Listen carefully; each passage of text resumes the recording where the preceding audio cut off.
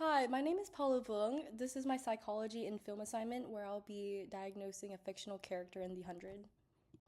So, my chosen character is Octavia Blake, and the setting begins on the Ark in space.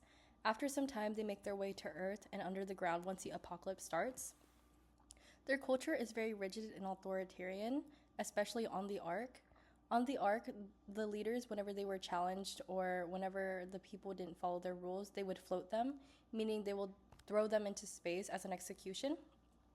Octavia's background, she hid underground for the majority of her childhood. Her mother had her older brother, Bellamy, and her. And since there's a one child policy, if they found out about her second child, the mother would be floated and the daughter would be placed into prison, which ends up happening. Her lover was also killed in front of her by the overstanding authority of the Ark once they were on Earth, which leads her to be in her blood Reina era, in which she became very ruthless.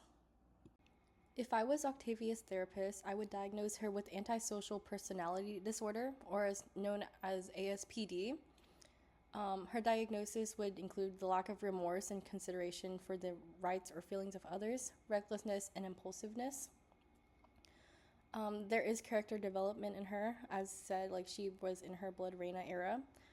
She became like a very authoritarian figure in which there was high structure and low warmth, and her mother was floated, which would also be a childhood factor of her trauma. Looking through the perspective, as if I was in the film, I would say that no one would specifically medically diagnose Octavia. They would say that she is a trauma survivor with a warrior mindset, idolizing power and unity. The background and authority on the Ark was based on doing what was best for the people, in which power was needed to reinforce order and societal organization, which Octavia can be seen doing. ASPD is not diagnosed in all cultures and the standpoint of political leaderships, as many leaders are dictators or a familial line of rulers who are relevant and traditional to the culture of the area. The stigmas include dangerous, violent, and cold-hearted, especially in this scenario. Culture and environment significantly plays a role in psychological disorders as much as it plays a role in treating them. For example, an empirical study titled Cultural Consultation, a Model of Mental Health Service for Multicultural Societies, emphasizes the significance of culture's impact on mental health. They found that by understanding cultural views and standpoints, clinical analysis may be more effective to treat the disorders, along with building and supporting the community through empathy and vast understanding. Evidence of this disorder can be seen in her symptom of aggressiveness. In her reigning era, Octavia made her people turn against one another in a ring of death for entertainment.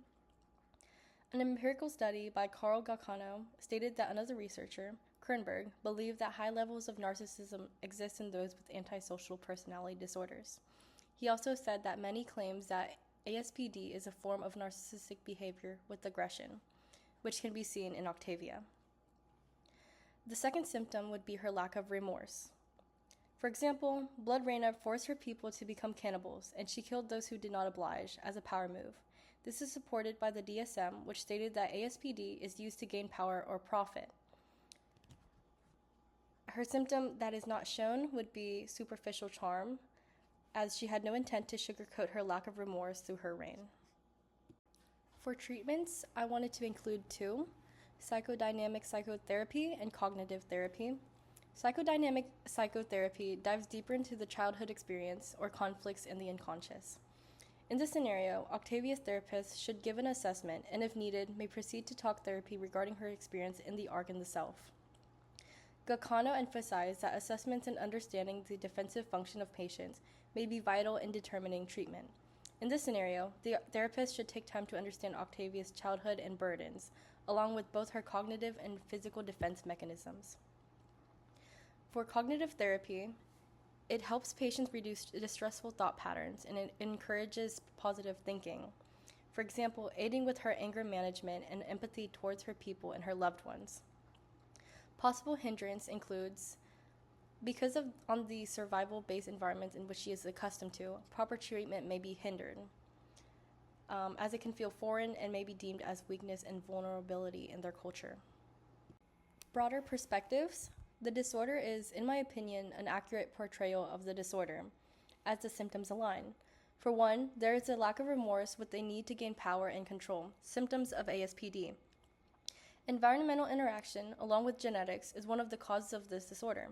In my opinion, if Octavia did not carry the guilt and burden of her experiences, I believe the outcome of her reign would have differed from the reality of what happened in the show. By extension, she displayed no fear or emotion in her reign, showing her deficit in emotional affairs, which is affiliated with the ASPD.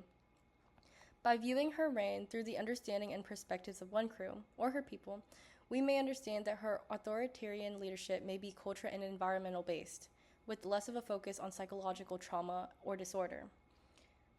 However, if she existed in our world and she carried out the same actions, society would most likely say that Octavia has a psychological disorder and may be a psychopath.